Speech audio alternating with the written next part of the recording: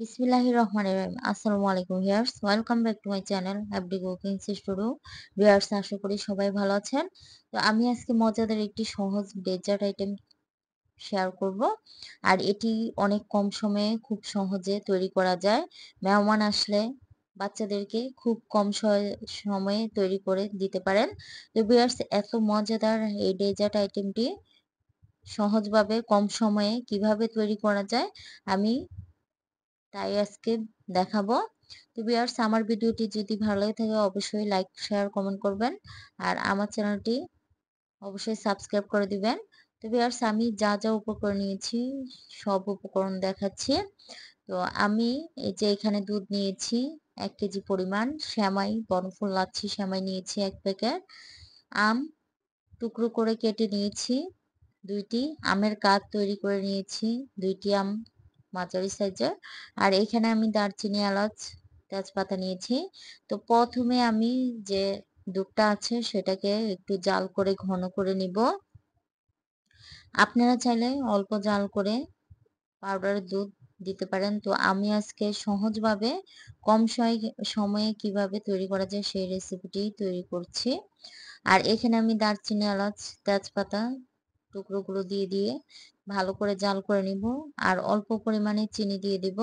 তো এখানে আমি ১ টেবিল চামচ পরিমাণ চিনি দিয়ে দিয়েছি। আপনারা চিনি না দিলেও পারেন।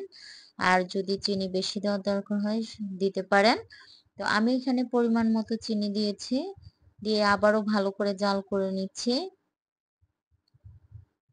তো এভাবে ৫-৬ মিনিট জাল করে দুধটা ভালো করে জাল হয়ে যাবে। এখন আবারও নেড়েচেড়ে একটু জাল করে নিচ্ছি। তো এখন যে তেজপাতা, দারচিনির টুকরোগুলো আছে সেগুলো আমি উঠিয়ে ফেলছি। দেখুন। আর দুধটাও কিন্তু ঘন হয়ে গিয়েছে, কালার দেখেই বোঝা যাচ্ছে যে দুধটা ভালো ঘন হয়ে গিয়েছে। এখন আমি যে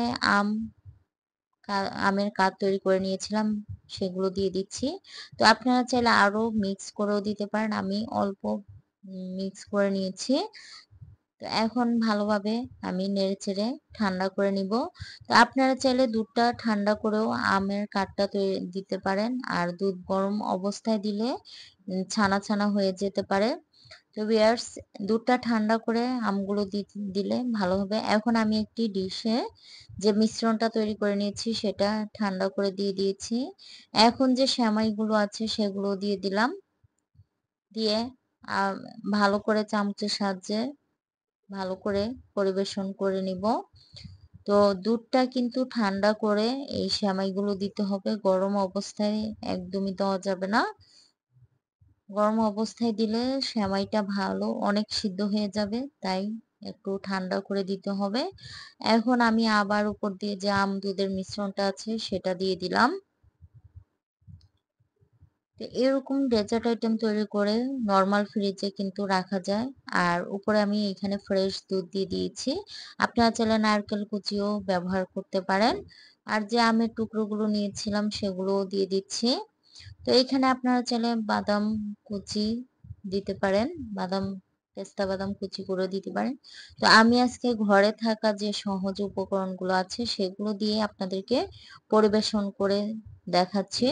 আর এখানে চাইলে আপনারা কনডেন্স মিল্ক উপর দিয়ে সুন্দর করে সাজিয়ে দিতে পারেন। তো ভিউয়ার্স আমার এই রেসিপিটি অনেক সহজভাবে তৈরি করে ফেললাম। এখন আমি নরমাল ফ্রিজে ০.৫ ঘন্টার জন্য রেখে দিব ভালোভাবে সেট হওয়ার জন্য। তো এত সহজভাবে এই আইটেমটি তৈরি করা যায়, আমার বাচ্চারাও খুবই পছন্দ করেছে। আর দেখুন এই যে চামচের সাহায্যে উঠিয়ে দেখাচ্ছি, দেখুন কতটা সুন্দর হয়েছে। তো দেখলেন কতটা সহজভাবে এই রেসিপি মজাদার শেয়ার করলাম। আপনারা অবশ্যই বাসায় ট্রাই করে দেখবেন।